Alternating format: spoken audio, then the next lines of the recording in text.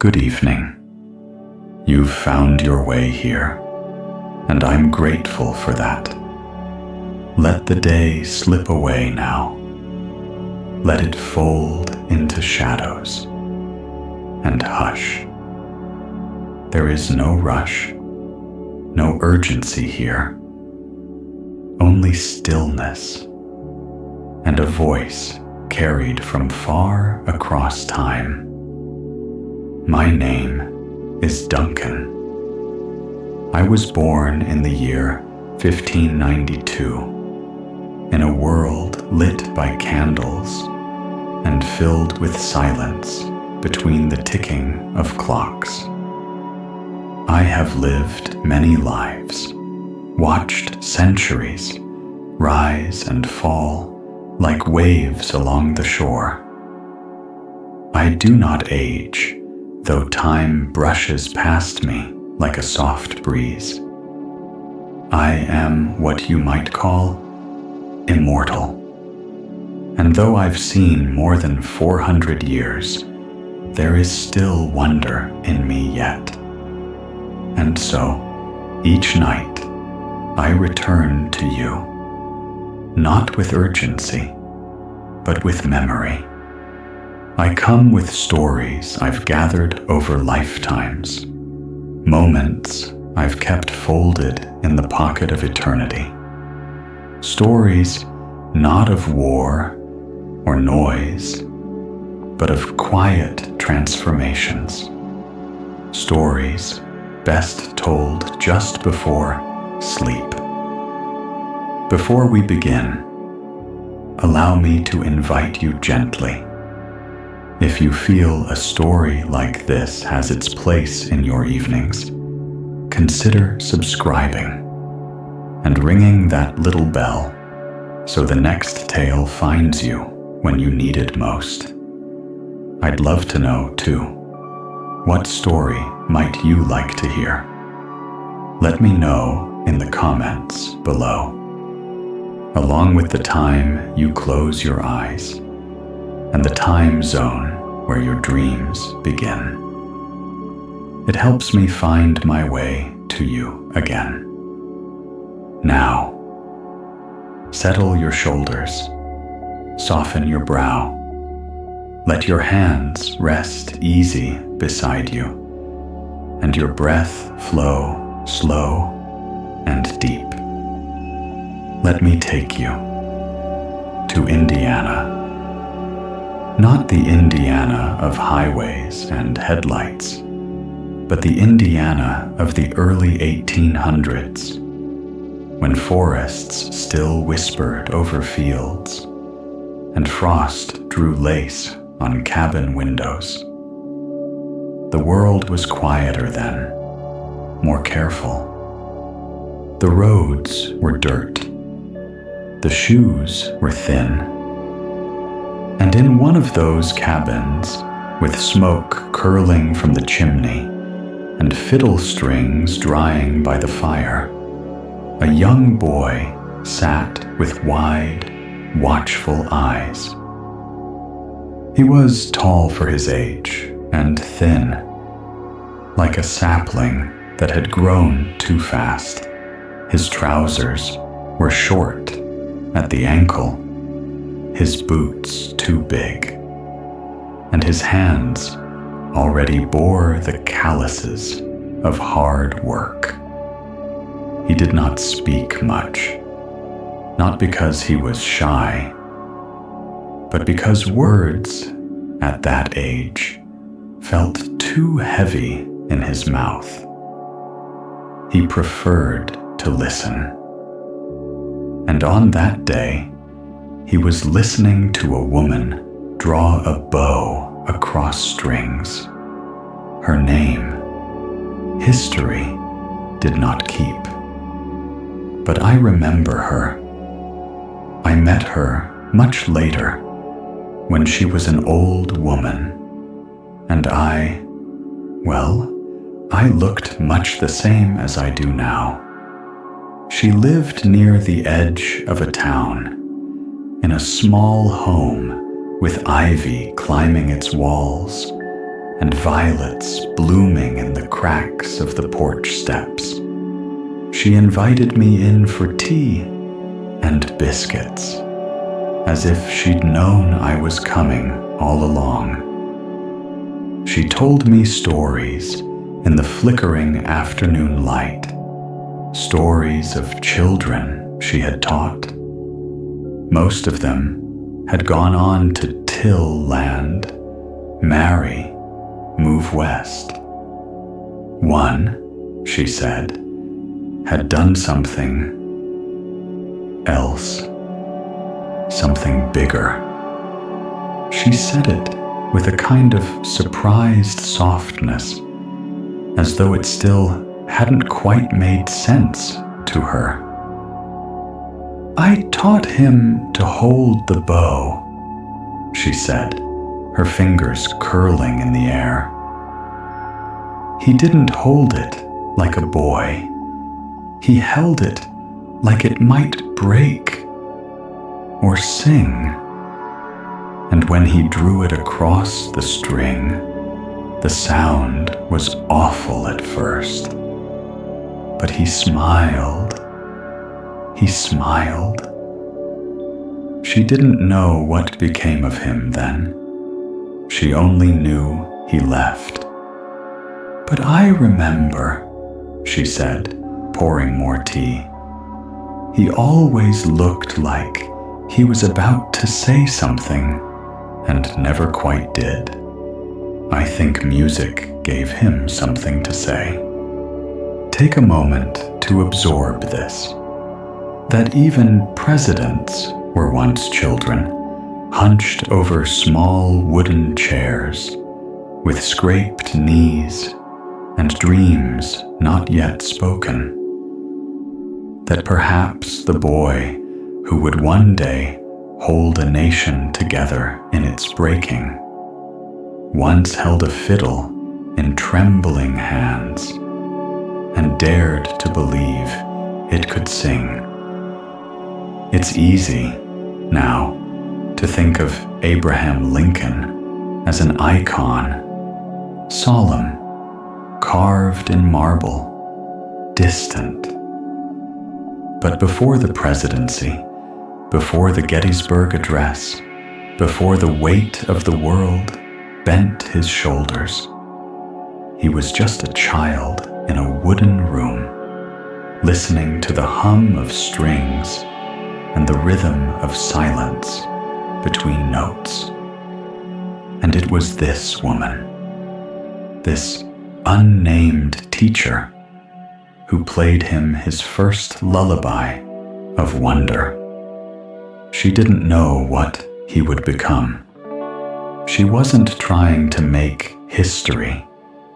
She was just sharing what she loved with a quiet boy who listened too well to ignore.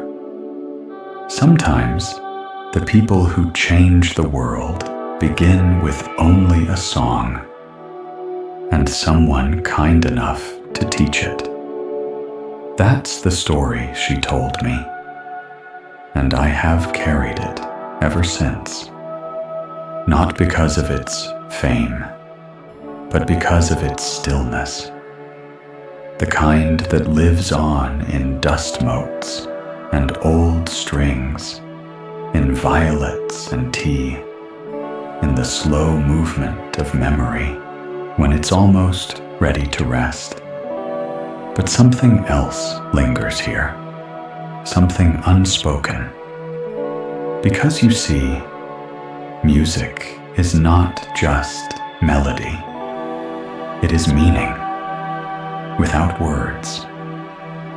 And in the next breath of this tale, I want to share with you what it truly meant, that moment when a child met sound and saw himself inside it. So stay with me. The fire is still warm, and the story is only beginning. There is a kind of silence that only music can reach. It lives not in the absence of sound, but in the hush before a note, in the breath a player takes before the bow moves. It is not empty, it is waiting. And for some, that silence is more truthful than anything spoken.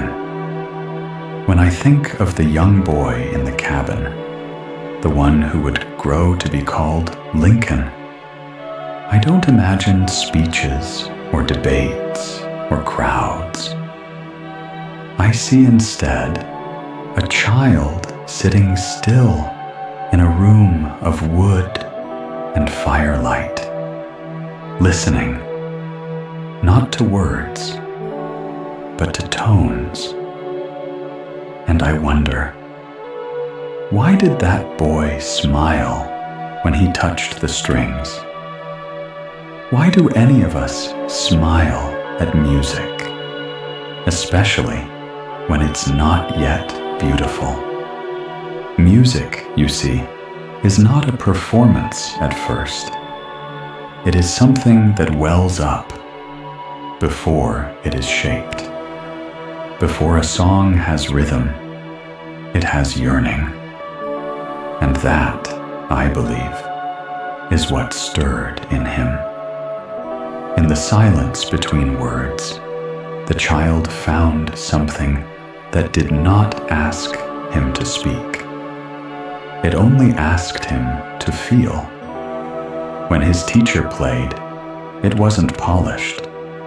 She was no virtuoso.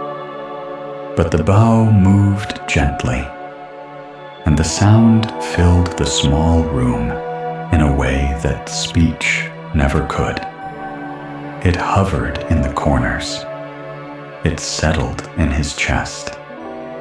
And even if no one else heard anything remarkable, Abraham did. He didn't say much about it. He never had to. But he came back the next day, and the one after that, always early, always quiet. He didn't want to be taught to perform. He wanted to understand. And this is where the story deepens, not just of a president or a child, but of something we all carry inside. Because music is the one language we all understand before we have names for things. It's the sound of feeling, the shape of thought, the echo of something before we even know how to ask for it. The woman told me that when he first touched the strings himself, he made a sound so crooked and rough, it startled them both. And then he laughed, this thin, leggy child with eyes too large for his face. A short laugh, small and startled, like something had come loose. He didn't mind the sound being ugly, she said. He just wanted to hear what else was inside it. Isn't that something? Even now, I think about it. That maybe the first step toward becoming someone who changes the world is allowing beauty to come out awkwardly first. Not perfectly, but honestly. Take a moment to imagine that. Your own hands, perhaps years ago, touching something new, not knowing how to hold it, but wanting to. Maybe it was a paintbrush, a notebook, a piano key. Maybe it was a feeling you didn't yet understand, but followed anyway. That's what this boy did. And he did it not because anyone told him to, not because there was a future in it, but because for 1 hour each week, the world became still, and something wordless made sense. In that little cabin, music gave shape to a silence that no one else could see. It was a kind of companionship that didn't ask him to explain himself, a feeling that he belonged in a world where things could be made beautiful, even in a place as hard and weathered as the American frontier. He would return to the chopping block later, to the hard boots and empty fields, but for that hour, he belonged to something quieter, softer, larger. The teacher told me he once stayed late to ask how she knew which string to touch first. "I don't," she told him. "I just listen. And I guess."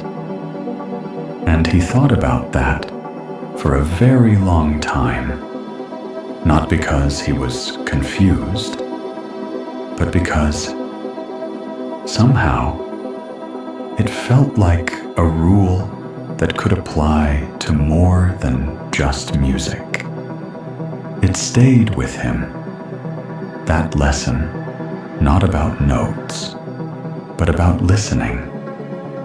Long after he left the cabin, long after the bow was returned to its shelf and his teacher moved away, that silence before the sound, that listening, stayed with him. You see, there is something else music teaches us, if we're lucky enough to hear it early. It teaches us that truth doesn't always speak. It resonates. That before you can lead with your voice, you must first learn how to hear what isn't said. And maybe that's why, decades later, when he rose to speak beneath a cloudy Pennsylvania sky, his words were brief, rhythmic, unhurried. He knew that sometimes the most powerful thing you can say is almost nothing at all, but that we'll return to later. For now, hold this picture gently in your thoughts. A lanky child in worn clothes, bow in hand, eyes soft with attention, not striving to be good or admired, only striving to feel. And a teacher, older than she seemed, noticing not his skill, but the silence he kept around him like a cloak, and how, just for a moment, the music found its way in. It's a simple story, almost too small to remember, and yet, here you are, listening. So stay with me a little longer. There's more to share. Not every note is allowed to finish its song. Some are caught in the throat of time, paused, unfinished, suspended like a chord that never resolves. After the final lesson in that cabin, the fiddle rested in silence, not because the music was over, but because life, in its quiet and often unnoticed way, changed direction. Young Abraham didn't return the next week. His teacher, the one whose fingers had danced gently across the strings, was suddenly gone, called away to care for an aging parent in another county. No goodbyes, no parting tune, just an absence, like a candle snuffed out after a long winter evening. And around the boy, the world continued, indifferent to the loss of one small hour a week. The sun still rose over the frost-bitten fields. The chickens still needed feeding. The axe still waited by the chopping block. But something had changed. He never spoke of it. Not then. Perhaps not ever. And yet, the absence followed him. His mother died not long after. The cabin grew quieter still. The fiddle, once left near the hearth, was placed atop a high shelf, gathering dust among worn-out shoes and broken tools. It wasn't forgotten, not quite, but it was set aside, like so many things children must learn to live without. I remember her words, the teacher's, when I visited her many decades later. Her eyes were dim by then, but her memory remained clear in places that mattered. I always wondered, she said, whether he kept playing, whether someone else showed him more. She looked out the window then, to the wind brushing against autumn trees. But I think, she whispered, I was the only one. And then she said something that has never left me. He never played again, but I heard he kept the strings. There is something haunting about that. To keep the strings, without the bow, without the body of the instrument, is to keep the idea of music, even after the music itself has faded. Take a moment to sit with that. What have you kept quietly, somewhere deep within you? Something from a childhood that didn't have room to bloom, but that you didn't let go of completely. An old sketchbook, a cracked lens, a journal with 3 pages filled and the rest untouched. We all have our strings. We carry them like reminders of something that once made us feel more alive, more ourselves, before the world asked us to be useful instead. For young Abraham, music was never a career, nor even a pastime. It was a moment, a glimpse, a breath of something greater. And like so many glimpses in youth, it vanished before it could root. But roots, you see, are clever things. They don't always grow when we expect them to. Sometimes they linger underground for years, for decades, until the soil of circumstance softens. And then, quietly, they emerge.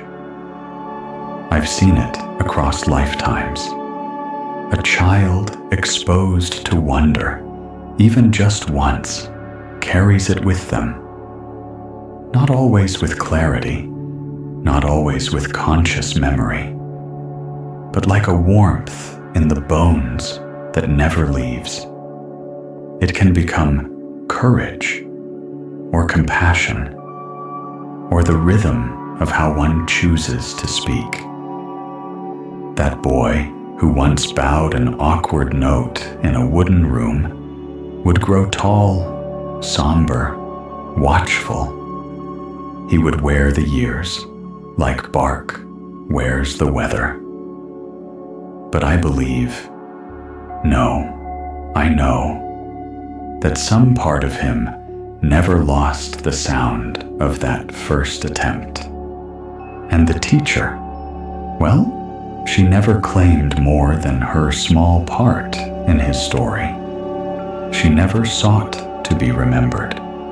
She simply loved what she taught and gave it freely.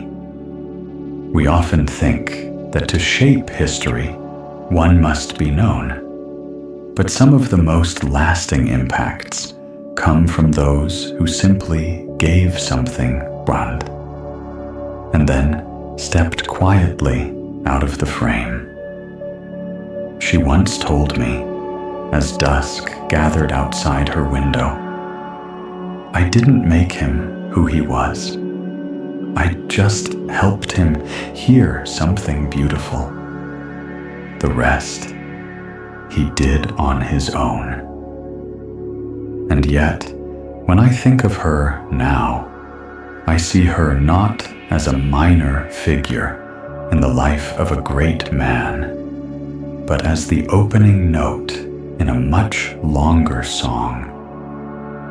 A melody interrupted, but never quite lost. Because what is memory, if not a tune we hum without noticing? What is influence, if not the echo of something we were once brave enough to try? And what is music, if not proof that we once felt something deeply and wanted to give it shape? So let that be a soft lesson tonight. Even if your music was interrupted, even if your art, your dreams, your attempts at beauty were never completed, the gesture remains. The strings are still there. The silence is still listening. And sometimes just holding the memory is enough. There are men who rise to speak with thunder, and men who move the world with the whisper between words. Abraham Lincoln was never known for noise. His voice, when it came, was steady but quiet, an instrument that never begged for attention, but commanded it all the same. When he stood before crowds, it wasn't his volume that held them. It was something harder to name. Perhaps it was the cadence, or the pauses, or something in the way his words left room for you to hear yourself inside them. And that, I think, is a kind of music. I was there once, a day in 1863. The sky over Gettysburg hung low, as if the clouds themselves were listening. There were speeches before his, long ones, filled with flourish and grandeur. And then he stepped forward, a tall man, worn by thought. He looked not at the crowd, but through them, as if into the very bones of the land. His speech was short, barely a few minutes, but there was rhythm in it, a slow and mournful rhythm, like a hymn. And between the words, silence, intentional silence, weighted silence. It was not absence, it was emphasis. He did not raise his voice, but every syllable felt tuned, and something stirred in me as I stood toward the back, unnoticed in the crowd. Not awe, not even pride, something older, a memory. It was the same quality I had heard once before, long ago, in a little room in Indiana. Not the words, not the accent, but the music beneath it all. The echo of a boy listening deeply, learning how to let feeling rise before speech. You see, I do not believe he ever forgot that early experience with the fiddle, though he never picked it up again, and though life hardened around him like bark on old wood, the shaping had already occurred. Music had shown him the value of restraint, of breath, of silence before the note. And he carried it, not as melody, but as structure. His speeches were not written to impress. They were built to resonate, to hum gently in the mind, long after the voice had gone. Take a moment to absorb this, that the child who once cradled a fiddle too large for his arms might have, in some way, carried its lessons into the heart of a nation's grief. That the structure of silence, learned in a quiet cabin, might one day shape the rhythm of a battlefield elegy. That even when a note goes unplayed, its echo may find a new instrument. It's tempting to draw clear lines between childhood and greatness, but life rarely offers such clarity. What we do have are threads, soft, fragile, woven between moments. The music teacher never imagined her student would speak at Gettysburg, and he, likely, never traced his oratory to that wooden room. But somewhere in the quiet of his speech, the ghost of a bow still moved. We do not always know what parts of us are still playing. Duncan, you might ask, how can a man shaped by hardship and trial speak with such grace? And I would answer this, because even the hardest men, when shaped early by gentleness, carry that shape within them. Lincoln's grace was not the product of privilege. It was the residue of careful attention, of listening, of silence practiced and refined.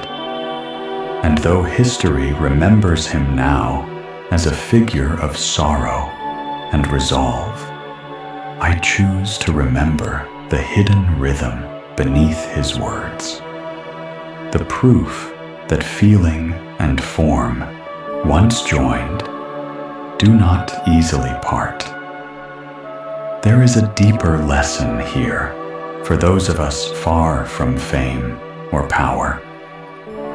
Your early moments of connection, those fragments of music, of art, of wonder, they do not vanish, even if you never return to them. They echo. They reappear in your patience, your phrasing, your softness with others. They emerge in the timing of your comfort, the pauses in your empathy.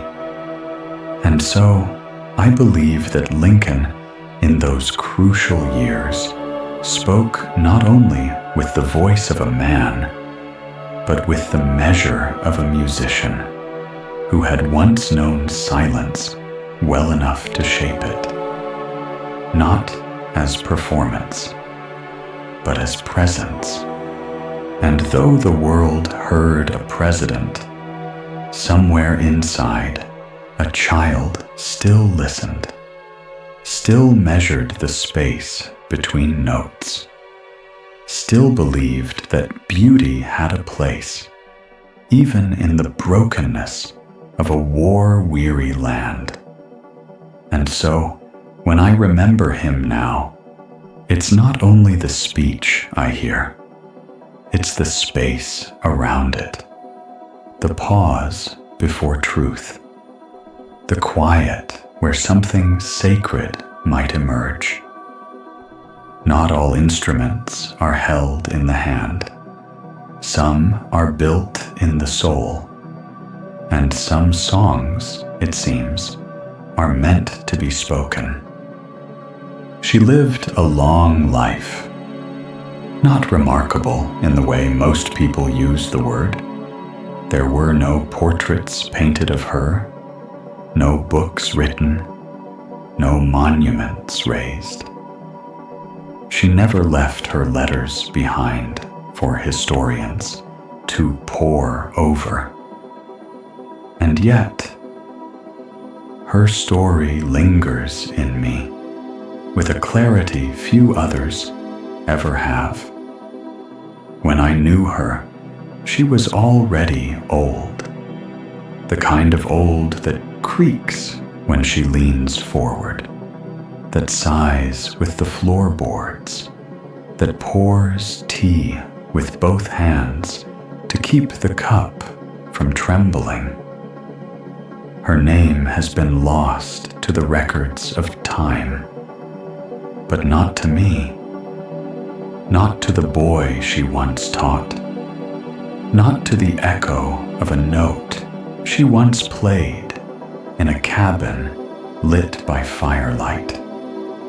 She told me, years after Abraham Lincoln had been laid to rest and the world had turned toward other things, that she had no idea who he'd become. Not until much later, when someone from town mentioned that the man in the papers, the tall one with the deep-set eyes, had once lived in her county and used to come to her door every Thursday afternoon with muddy boots and quiet curiosity. "I never thought much of it," she said, almost apologetically. "He was just attentive." But then she paused and looked at me. "Though I suppose," she added with a tired smile, "he listened more deeply than most." That was the last time I saw her. When I passed through town again some years later, the house was empty. The ivy had grown thicker, curling over the porch. Violets still bloomed in the cracks of the steps. Nature, perhaps, remembering her in its own way. The neighbors said she had passed peacefully in her sleep. And I believe it, because people who give to the world without asking anything in return often leave it gently, as if on a quiet exhale. But I could not help myself. I stepped through the creaking door, careful not to disturb the silence. And there, on the wall of her parlor, hung the fiddle. Its strings were frayed. The wood had cracked near the bridge. Dust covered most of it, soft as ash. But it hung not like a forgotten relic, more like a memory placed deliberately, a punctuation mark in the room where a life had unfolded. Next to it, tucked behind a small stack of yellowed songbooks, I found a page, a child's handwriting, unsure and large, a scale drawn awkwardly, labeled letters G, D, A, E.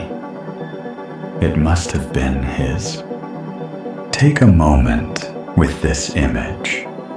A woman who taught music, not for acclaim, not for success, but simply because she loved it. A boy who came quietly, listened deeply, and later changed a nation, and a memory that lived, not in grand gestures, but in the hush that comes when kindness is given and left to grow. There is something holy in that.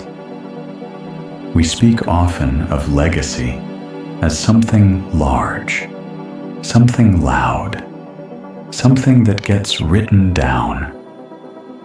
But some legacies are whispered. They live in the rhythm of someone's voice, in the pauses they leave between ideas, in the shape of their compassion.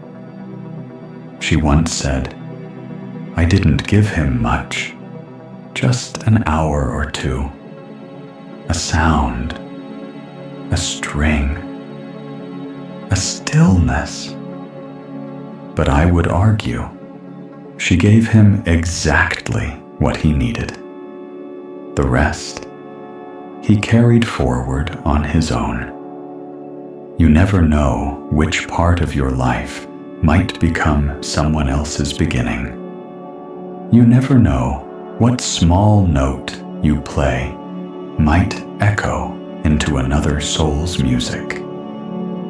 And that is why I remember her. Not because she changed the world, but because she touched one person who then did. So tonight, let that be your lullaby, that you don't need to be remembered in stone or song to have mattered, that even if your name is forgotten, the good you've given, if it was ever truly felt, still plays somewhere, in someone's voice, in someone's courage, in someone's pause before they speak. The world does not run on greatness. It runs on quiet kindnesses, soft gestures, and notes that linger. If this story stayed with you softly, and you haven't yet, I invite you to subscribe and ring the bell so the next tale may find you when the night is quiet again. And if you'd like to hear more like this, let me know in the comments. Tell me, what kind of story you long to hear? What time you gently close your eyes? And in what part of the world the stars guide you to sleep? You've wandered far enough for one evening. Rest well. Good night.